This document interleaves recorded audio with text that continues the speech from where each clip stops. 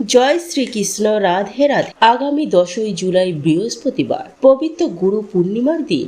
বছরের দ্বাদশ পূর্ণিমার মধ্যে একটা শ্রেষ্ঠ পূর্ণিমা হচ্ছে এই গুরু পূর্ণিমা তিথি। অত্যন্ত শুভ একটি দিন। এই দিনে অনেকেই ভক্তি ও শ্রদ্ধার সহিত মা লক্ষ্মী ও নারায়ণের পুজো করে। আর এই গুরু পূর্ণিমার দিনে আপনার সিঁদুরের পাত্রে গোপনে মিশিয়ে দিন এটি। আপনার জীবনে সমস্ত বাধা বিপত্তি ও আপনার গৃহে সমস্ত বাস্তুদোষ দূর হবে। মা লক্ষ্মী ও ভগবান শ্রীকৃষ্ণের আশীর্বাদে আপনার পরিবার ভরে উঠবে সুখ শান্তি এবং সমৃদ্ধিতে। স্বামীর আয় উন্নতিও বৃদ্ধি পাবে। এই গুরু পূর্ণিমার পবিত্রতম দিনে যেমন মা লক্ষ্মীর আশীর্বাদ পাওয়া যায়, ঠিক একইভাবে ভগবান শ্রীকৃষ্ণের আশীর্বাদও গৃহস্থ বাড়ির ওপর বর্ষিত থাকে। এই দিন পুজো অর্চনা বাড়িতে অবশ্যই করবেন এবং তারই সাথে সাথে যদি আপনি আপনার সিঁদুরের পাত্রে গোপনে এই জিনিসটি মিশিয়ে দিতে পারেন, তাহলে আপনার জীবনে যাবতীয় সমস্যার সমাধান কিন্তু হয়ে যাবে। এই বিশেষ তিথিতে আপনারা এই উপায়টি কিভাবে করবেন এবং কি কি সতর্কতা অবলম্বন করবেন, তাই আমার সকল দর্শক বন্ধুদের অনুরোধ করব যে আজকের এই ভিডিওটি একদমই স্কিপ না করে সম্পূর্ণ ভিডিওটি দেখবেন এবং ভিডিওটি দেখার পর যদি ভালো লাগে তাহলে ভিডিওটিতে অবশ্যই একটি লাইক করে দেবেন এবং নিজের আপনজনদের সাথে শেয়ার অবশ্যই করবেন, যাতে তারাও ভিডিওটি দেখে উপকৃত হয়। এবং কমেন্টে জয় মা লক্ষ্মী লিখতে কখনোই ভুলবেন না। বন্ধুরা, সিঁদুর বিবাহিত মহিলাদের প্রতি, যা মহিলারা স্বামীর মঙ্গল কামনা করে পড়ে থাকে। হিন্দু ধর্মে মনে করা হয় যে স্ত্রী তার সিঁদুরের শক্তিতে স্বামীকে যে কোনো বিপদ থেকে বাঁচাতে পারেন। প্রাচীন কাল থেকে হিন্দু মহিলারা তার স্মৃতিতে স্বামীর জন্য সিঁদুর পরেন। সিঁদুরকে মহিলাদের 16টি শৃঙ্গারের মধ্যে একটি মানা হয়। বিবাহিত মহিলাদের এক প্রকার প্রতীক হিসাবেও দেখা হয় সিঁদুরকে। হিন্দু ধর্মে বলা হয় সিঁদুরের লাল রং স্বামীর দীর্ঘ জীবন ও মঙ্গল কামনা করে মহিলারা পরেন। লাল রং শক্তি এবং ভালোবাসাকে বহন করে বলে মনে করা হয়। কিন্তু শুধু ধর্ম নয়, সিঁদুর পরার কিছু বৈজ্ঞানিক ব্যাখ্যা আছে। বৈজ্ঞানিকদের মতে সিঁদুর মাথা নার্ভের কিছু গুরুত্বপূর্ণ ভূমিকা পালন করে। মহিলারা যেখানে সিঁদুর পরেন, মাথার সেই জায়গায় থাকে কিছু গুরুত্বপূর্ণ নার্ভ, যেটির মেডিটেশনে সাহায্য করে। বিয়ের পর মহিলাদের জীবনে হঠাৎ করে নানা রকম চাপ আসে। সিঁদুরের মধ্যে থাকা পদার্থ মাথা ঠান্ডা রাখতে সাহায্য করে। তাই সিঁদুর মন ও শরীর উভয়ের পক্ষেই খুবই কার্যকরী। কিন্তু ধার্মিক অর্থে মনে করা হয় যে সিঁদুর শক্তির প্রতীক, লাল রং সৃষ্টির প্রতীক এবং মনে করা হয় সিঁদুরের মধ্যে মা লক্ষ্মীর বাস। তাই মা লক্ষ্মীকে মাথায় ধারণ করা হয় সিঁদুর হিসাবে, যাতে মা লক্ষ্মী পরিবারের ওপরে আশীর্বাদ দেন, স্বামী স্ত্রীর মধ্যে ভালোবাসা অটুট থাকে এবং পরিবার থেকে দুঃখ দারিদ্রতা দূরে থাকে। আজকাল আধুনিক জীবনযাত্রার বশবর্তী হয়ে অনেক মহিলারা হয়তো সিঁদুর পরেন না, কিন্তু বেশিরভাগ মহিলারাই সিঁদুর পরে থাকেন নিজেদের স্ব ইচ্ছায়। চলুন বন্ধুরা, এবার আমি আপনাদেরকে বলে দিই বুদ্ধ পূর্ণিমার দিন আপনারা সিঁদুরে কি মেশাবেন। বেশিরভাগ বাড়িতেই এই দিন মা লক্ষ্মীর পূজা হয়। এই তিথিটি কিন্তু অত্যন্ত পবিত্র একটি তিথি। এই দিন খুব সকাল সকাল ঘুম থেকে উঠবেন এবং সমস্ত বাসি কাজকর্ম সেরে আপনার ঘর দুয়ার খুব ভালো করে পরিষ্কার পরিচ্ছন্ন করে নেবেন। ঝাড়ু দিয়ে মোছা দিয়ে আপনি আপনার ঘর পরিষ্কার করে স্নান সেরে নেবেন। স্নান সেরে শুদ্ধ বস্ত্র পরিধান করে ঠাকুর ঘরে চলে আসবেন এবং সেই দিন মা লক্ষ্মীকে নতুন একটি ওড়না অবশ্যই পরাবেন। এই দিন একটি মালা অবশ্যই নিবেদন করবেন। মা লক্ষ্মীকে যখন আপনারা সিঁদুর পরান, তখন সেই সিঁদুরটি নিয়ে নিজের শাখায়, নিজের নোয়ায় এবং নিজের সিঁথিতে অবশ্যই দিয়ে দেবেন। মা লক্ষ্মীর সামনে প্রদীপ এবং ধূপকাঠি জ্বালাতে কিন্তু কখনোই ভুলবেন না। যেরকমটা আপনি পারবেন সেরকম সাধ্যমতো আপনি নৈবেদ্য সাজিয়ে দেবেন মায়ের কাছে। এবং বন্ধুরা, মা লক্ষ্মীর যে সিঁদুর আছে, অর্থাৎ ঠাকুর ঘরে মা লক্ষ্মীর যে গোলা সিঁদুর রয়েছে, যা দিয়ে আপনারা ঘট স্থাপন করেন, যেই সিঁদুর আপনারা মা লক্ষ্মীকে পরান, সেই সিঁদুরে নিয়ে নেবেন একটি 1 টাকার কয়েন, 1 টাকার কয়েন অর্থাৎ 16 আনার কয়েন আপনি নিয়ে নেবেন। সেই 16 আনার কয়েনটি খুব ভালো করে গঙ্গা জল দিয়ে ধুয়ে নেবেন। গঙ্গা জল দিয়ে শুদ্ধ করার পর একটি পাত্রে 1 টাকার কয়েনটি রেখে মা লক্ষ্মীর সেই গোলা সিঁদুরের তিলক 1 টাকার কয়েনটিতে একটি লাগিয়ে দেবেন। তারপর সেই 1 টাকার কয়েনটিতে ধান, দূর্বা এবং একটি ফুল নিবেদন করে মা লক্ষ্মীর সামনে সেটিকে রেখে দেবেন। বন্ধুরা, তারপর আপনারা যেভাবে নিত্য পূজা আরাধনা করেন ঠিক সেভাবেই আপনারা পুজো অর্চনা করবেন। আপনার ঠাকুরের সিংহাসনে যে সকল দেব দেবতারা আছে সবাইকে আপনারা পুজো অর্চনা করবেন। পুজো অর্চনা হয়ে যাওয়ার পর আপনি আপনার ঠাকুর ঘর থেকে বেরিয়ে আসবেন। মা লক্ষ্মীর চরণের সামনে সেই 1 টাকার কয়েনটি রেখে দেবেন সারাদিন। এরপর বন্ধুরা, সন্ধ্যাবেলায় যখন আপনারা সন্ধ্যা দিতে যাবেন তখন মায়ের চরণের কাছ থেকে সেই 1 টাকার কয়েনটি আপনি নিয়ে নেবেন। তার ওপরে থাকা ধান, দূর্বা এবং ফুলগুলি সরিয়ে নেবেন। মা লক্ষ্মীর কাছে থাকা সেই যে 1 টাকার কয়েনটি সেটিকে মা লক্ষ্মীর স্মৃতিতে ঠেকাবেন। তারপর নিজের মাথায় অর্থাৎ নিজের স্মৃতিতে ঠেকাবেন। তারপর আপনি যেখান থেকে সিঁদুর পড়েন, আপনি প্রতিদিন যেখান থেকে সিঁদুর পড়েন সেই সিঁদুরের জায়গাটিতে ওই 1 টাকার কয়েনটি রেখে দেবেন। অনেকেই বলেন এটি রূপোর কয়েন হলে সব থেকে বেশি ভালো হয়, কিন্তু আমি বলবো না যে রূপোর কয়েন রাখুন। আমি শুধু এটিই বলবো যে আপনি 1 টাকার কয়েন রাখুন। অনেক মতে রূপো এবং সিঁদুর একসাথে ভালো যায় না, তাই সেক্ষেত্রে আপনারা 1 টাকার কয়েন ব্যবহার করতে পারে, এতে কোনো অসুবিধা নেই বন্ধুরা। এবার বলে রাখি কিছু কিছু সতর্কতা যা সিঁদুর পরার সময় সমস্ত বাড়ির গিন্নিদের মেনে চলা উচিত। প্রথম যেটি হচ্ছে, আপনি শুদ্ধ হয়ে তারপর সিঁদুর কৌটে হাত দেবেন। বন্ধুরা, সিঁদুর আমরা পরি স্বামীর মঙ্গলের জন্য, সংসারের সার্বিক মঙ্গলের জন্য। তাই সিঁদুর রাখার জায়গাটি অত্যন্ত পবিত্র একটি জায়গা। তাই স্নান সেরে শুদ্ধ বস্ত্র পরিধান করে তারপরেই সিঁদুর পরবেন। ঘুম থেকে উঠে বা বাসি বস্ত্রে সিঁদুর পরবেন না। একদম ভেজা চুলে সিঁদুর পরবেন না। চুল খুলে সিঁদুর পরবেন না। চুলটাকে সামান্য বেঁধে নেবেন, তারপর সিঁদুর পরবেন। চুল সামান্য শুকিয়ে তারপরেই সিঁদুর পরবেন। সিঁদুর কখনো ডান দিকে বা বাম দিকে পরবেন না, এটা পরা কিন্তু অত্যন্ত অশুভ। সিঁদুর সবসময় মাথার মাঝখান বরাবর সিধে কেটে তারপরই পরুন। সপ্তাহের মধ্যে যে কোনো একদিন, বিশেষ করে যদি সম্ভব হয় বৃহস্পতিবার দিন, আপনার নিজের স্বামীর হাত থেকে সিঁদুর অবশ্যই পরবেন।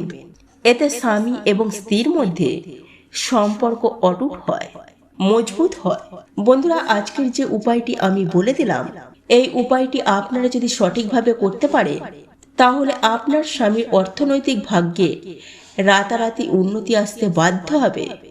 আপনার স্বামী যদি কোনো কাজে বাধাপ্রাপ্ত হয়ে থাকে, অর্থাৎ চাকরিতে বা কোনো ব্যবসায় বাধা আসছে, অথবা এমন হচ্ছে ব্যবসা চলছে কিন্তু খুব একটা বেশি লাভ করতে পারছেন না, ওই বাধাগুলো কিন্তু কেটে যাবে, অর্থনৈতিক ভাগ্যের উন্নতি ঘটবে। আর বলে রাখি বন্ধুরা, সিঁদুর সবসময় আপনার স্বামীর রোজগারের পয়সায় কিনে তারপরে পরবেন। কোথা থেকে বা কারোর কাছ থেকে পাওয়া সিঁদুর কিন্তু আপনারা পরবেন না, এতে সংসারে কলহ অশান্তি বাড়ে।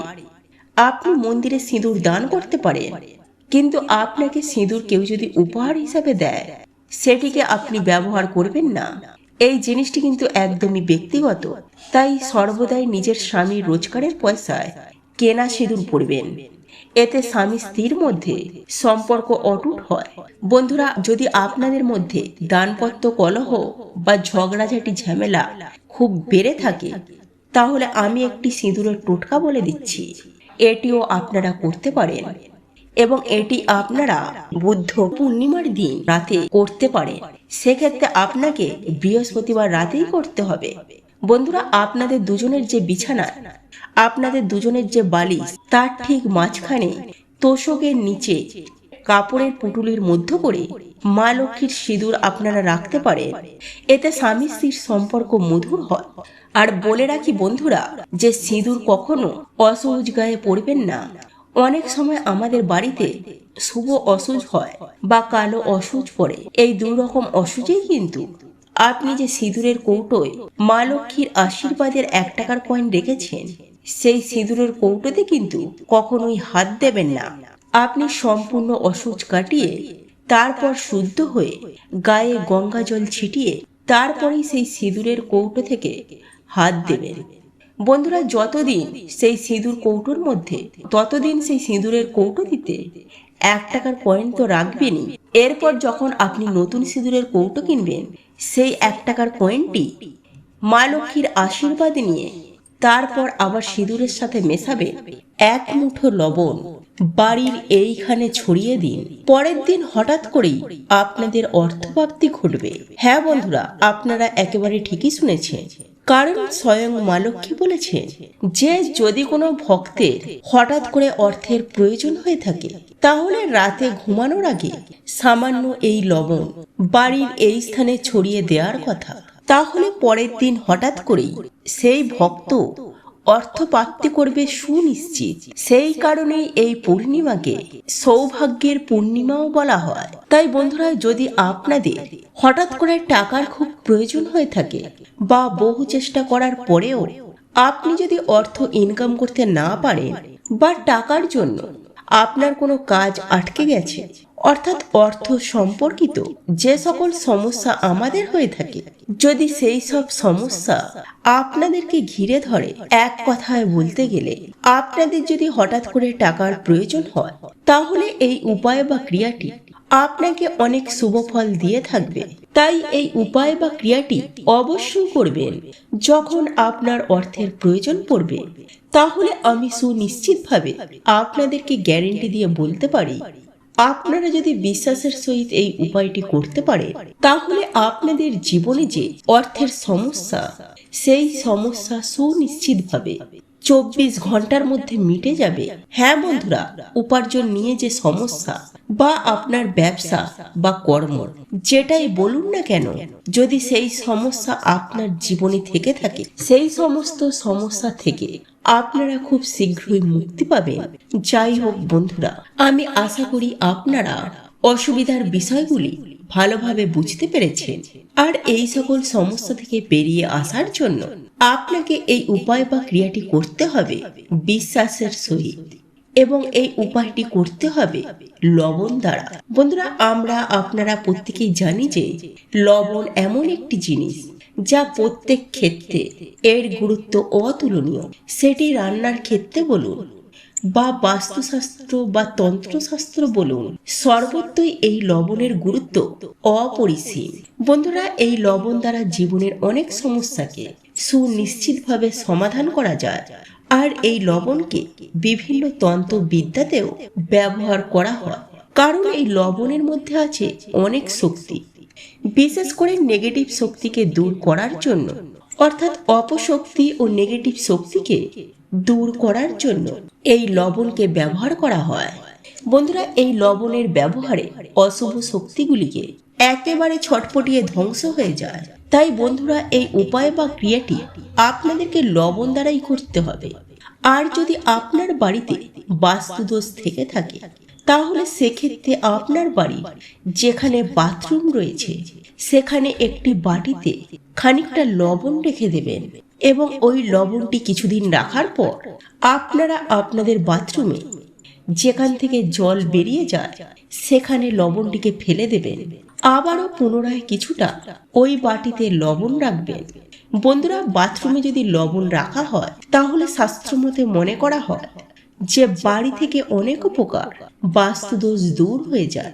বা স্নান করার সময় যদি কোনো ব্যক্তির ওপর, অর্থাৎ যে সকল ব্যক্তিরা ভেবে উঠতে পারে না যে আমি কি করব না, অর্থাৎ যে সকল ব্যক্তি মন চঞ্চল, মন খারাপ হয়ে থাকে সদা সর্বদাই, কোথায় যাবে কি করবে বিভিন্ন ধরনের চিন্তা মগ্ন থাকে, এবং যার ফলে সেই ব্যক্তির মন এতটাই খারাপ হয়ে যায় যে কোনো ক্ষেত্রেই তার মন বসে না, তাহলে সেই ক্ষেত্রে সেই ব্যক্তিকে যদি প্রতিদিন স্নান করার সময় 1 চিমটি লবণ স্নানের জলে মিশিয়ে যদি স্নান করেন, তাহলে সেই ব্যক্তির জীবনে থাকা অশুভ শক্তি তার উপরে ভর করে আছে, বা সে যদি বুঝে উঠতে না পারে, যদি তার কোনো কাজে মন না লাগে, তাহলে সেই ক্ষেত্রে সেই ব্যক্তি সুনিশ্চিতভাবে সুফল পাবেন।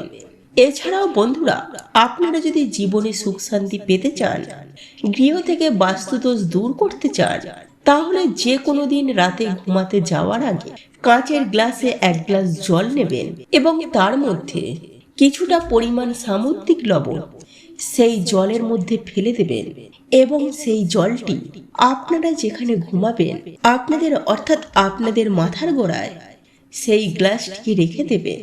তবে এমনই জায়গায় রাখবেন না যাতে ঘুমের ঘোরে আপনাদের হাত লেগে সেই জলটি পড়ে যায়। তাই বন্ধুরা, এমনইভাবে জলটিকে রাখবেন যাতে গ্লাস এবং গ্লাসের জল সমস্ত কিছুই অক্ষত অবস্থায় থাকে। বন্ধুরা, এটি রাখার পর আপনারা ঘুমিয়ে যাবেন। তারপর পরের দিন সকাল সকাল ঘুম থেকে উঠবেন এবং আপনার পরিবারের যে ব্যক্তি আপনাদের প্রধান দরজা খোলে সেই ব্যক্তিকে এই গ্লাসের জলটিকে নিয়ে আপনাদের প্রধান দরজার চৌকাঠে ঢেলে দিতে হবে, অর্থাৎ ভালোভাবে চৌকাঠটিকে ধুয়ে দিতে হবে। এর ফলে সুনিশ্চিতভাবে আপনাদের বাস্তু থেকে বাস্তুদোষ দূর হবে এবং প্রচুর অর্থ আসবে। শুধু তাই নয় বন্ধুরা, আপনাদের সকল মনস্কামনা সুনিশ্চিতভাবে পূরণ হবে। আপনারা এতটাই সুফল পাবেন, দেখবেন আপনারা নিজেরাই চমকে উঠবেন।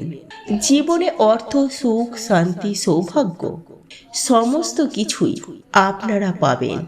সেই সঙ্গে আপনারা সুস্বাস্থ্যের অধিকারী হবেন। এক কথায় বলতে গেলে আপনারা রাতারাতি কোটিপতি হয়ে যাবেন, অখণ্ড সৌভাগ্যের অধিকারী হবেন, সারা জীবন রোগ মুক্ত হয়ে টাকার গদিতে বসে থাকবেন। তাই বন্ধুরা, আপনাদের যদি হঠাৎ অর্থের প্রয়োজন থাকে তাহলে এই উপায় বা ক্রিয়াটি অবশ্যই করুন। তো এই ছিল আমাদের আজকের ভিডিওটি কেমন লাগলো তা কমেন্ট করে অবশ্যই নিজের মতামত জানাবেন। ভালো লেগে থাকলে অবশ্যই একটি লাইক করবেন। কমেন্টে ভক্তি, ভালোবাসা ও শ্রদ্ধার সহিত জয় মা লক্ষ্মী দেবীর জয় বা জয় শ্রীকৃষ্ণ রাধে রাধে একটি বারের জন্য হলেও লিখে যাবার জন্য অনুরোধ জানাচ্ছি। আর আপনি যদি আমাদের চ্যানেলে নতুন দর্শক হয়ে থাকে তো বিশেষভাবে অনুরোধ করব চ্যানেলটি অবশ্যই সাবস্ক্রাইব করে পাশে থাকা নোটিফিকেশন বেল আইকনটি অন করে রাখবেন।